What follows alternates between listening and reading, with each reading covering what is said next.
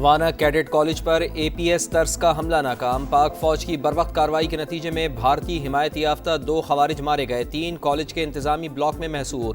I S P R کے مطابق حملہ آور کالج کی سیکیورٹی کو عبور کرنے میں ناکام رہے۔ دہشت گردوں نے بارود سے بھری گاڑی مرکزی دروازے سے ٹکرائی، ملحقہ انفراسٹرکچر کو نقصان پہنچا۔ خوارج افغان طالبان کے زیر اثر اور افغانستان میں اپنے ہینڈلر سے رابطے میں تھے۔ پاکستان دہشت گردوں اور ان کی قیادت کے خلاف کارروائی کا حق رکھتا ہے۔ بھارتی اسپانسرڈ خوارج کے خاتمے کی مہم پوری شدت سے جاری رہے گی۔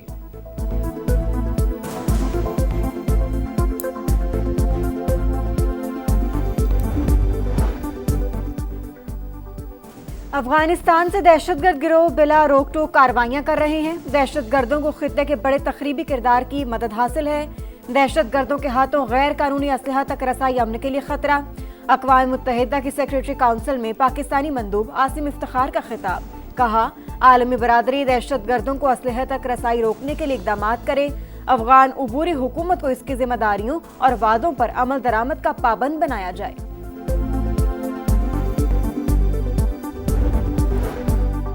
خیبر پختونخوا میں فورسز کا ایکشن، 2 کارروائیوں میں 20 خوارج ٹھکانے لگا دیے گئے۔ شمالی وزیرستان کے علاقے شوال میں آپریشن کے دوران 8 خوارج مارے گئے۔ درہ آدم خیل میں فائرنگ کے تبادلے میں 12 دہشت گرد ہلاک۔ وزیر اعظم میاں شہباز شریف کی سیکیورٹی فورسز کو کامیاب کارروائی پر خراج تحسین۔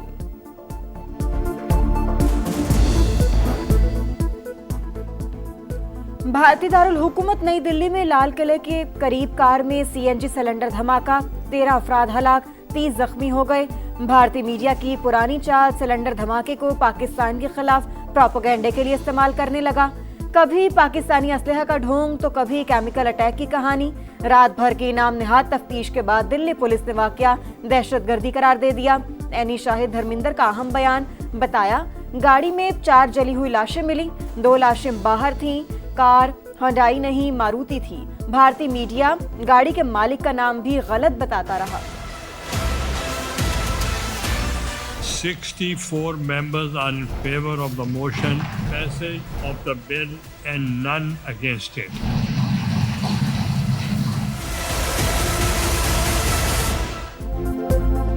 ستائیسویں آئینی ترمیم سینٹ سے 2/3 اکثریت سے منظور۔ ترمیم کے حق میں 64، مخالفت میں کوئی ووٹ نہیں آیا۔ پی ٹی آئی کے سیف اللہ ابڑو اور جے یو آئی کے احمد خان نے بھی ترمیم کے حق میں ووٹ دیا۔ اپوزیشن کا شور شرابہ، ایجنڈے کی کاپیاں پھاڑ دیں، ایوان سے واک آؤٹ۔ چیئرمین سینٹ سید یوسف رضا گیلانی نے کہا کہ ہم نے کوشش کی کہ اپوزیشن بھی اپنا کردار ادا کرے۔ 27ویں ترمیم اکثریت سے منظور کی، آئینی عمل کو بلڈوز نہیں کیا۔ ایوان بالا سے منظوری کے بعد بل آج قومی اسمبلی میں پیش کیا جائے گا۔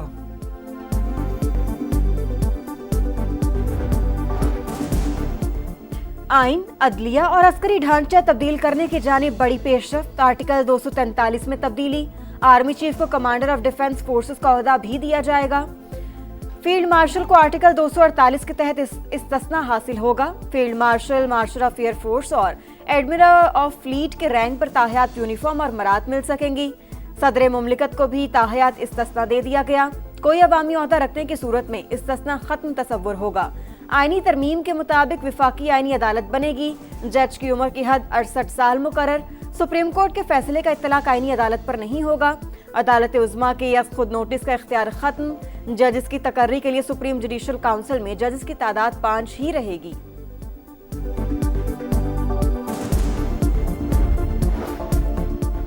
تحریک انصاف کا 27ویں آئینی ترمیم کے خلاف عدالت جانے کا اعلان۔ بیرسٹر گوہر بولے حکومت کو منظوری سے روک نہیں سکتے، ترمیم کی حمایت میں حصہ لینے والے جلد پچھتائیں گے۔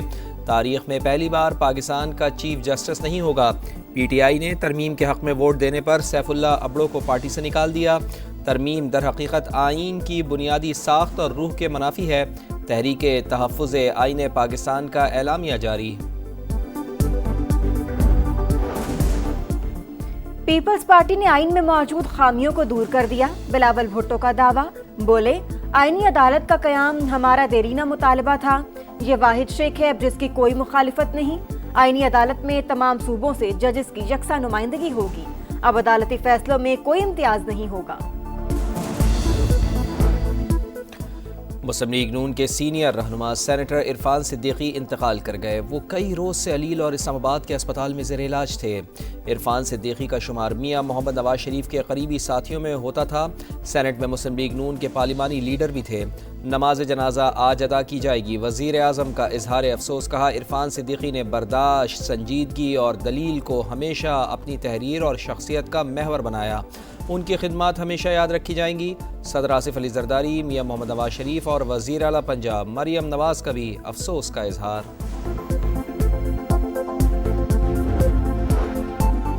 سپریم کورٹ سب سے بڑے خطرے سے دوچار، فل کورٹ اجلاس بلائیں، 27ویں آئینی ترمیم پر رد عمل دیں یا تحریری طور پر تسلیم کریں کہ مصالحت کر لی۔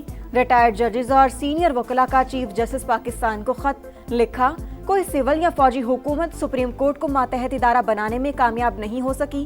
ماضی میں ایسی کوئی کوشش بھی نہیں ہوئی۔ سپریم کورٹ ترمیم پر رائے دینے کا اختیار رکھتی ہے۔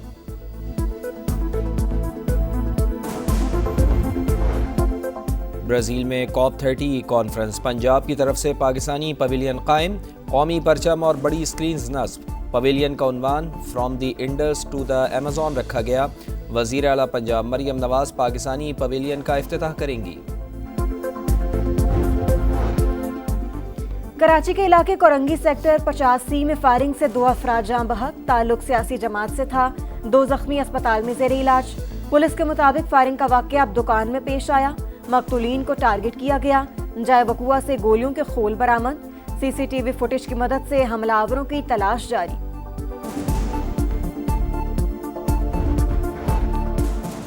مرید کے میں پستول پکڑ کر ٹک ٹاک بناتے ہوئے گولی چل گئی، 12 سال کا بچہ جان سے گیا۔ شناخت عبدالہادی کے نام سے ہوئی۔ پولیس کے مطابق پستول والد کا تھا، کھیل کھیل میں حادثہ پیش آیا، والدین کا قانونی کارروائی کرنے سے گریز۔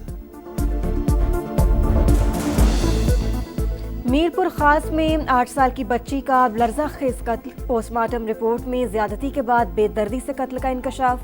پائپ سے گلا دبا کر معصوم کی جان لی گئی، بوری بند لاش 9 نومبر کو ملی تھی۔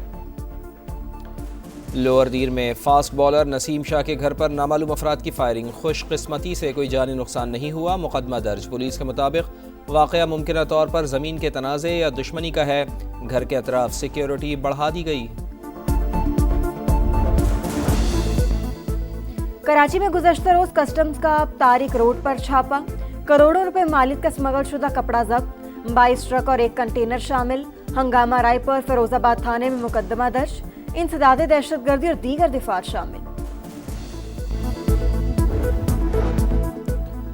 امریکی صدر ڈونلڈ ٹرمپ کا بھارت کے ساتھ نئی تجارتی ڈیل کا اعلان، کہا یہ ماضی کے مقابلے میں مختلف ہوگی۔ بھارت روس سے تیل کی خریداری مرحلہ وار کم کر رہا ہے، نئی دلی پر ٹیرف کم کر دیں گے۔ امریکی سینٹ میں 42 روز سے جاری شٹ ڈاؤن ختم کرنے کی قرارداد کثرت رائے سے منظور، بل حتمی منظوری کے لیے ایوان نمائندگان بھیج دیا گیا۔ امریکی صدر ڈونلڈ ٹرمپ کا BBC پر نشر ہونے والی متنازع ڈاکیومنٹری پر قانونی کارروائی کا اعلان، ڈاکیومنٹری جھوٹ اور بدنام کرنے کی کوشش قرار، 14 نومبر تک معافی اور خبر سے دستبرداری کا مطالبہ، بصورت دیگر $1 بلین ہرجانے کا مقدمہ دائر کیا جائے گا۔ BBC کے چیئرمین سمیر شاہ نے امریکی صدر سے معافی مانگ لی۔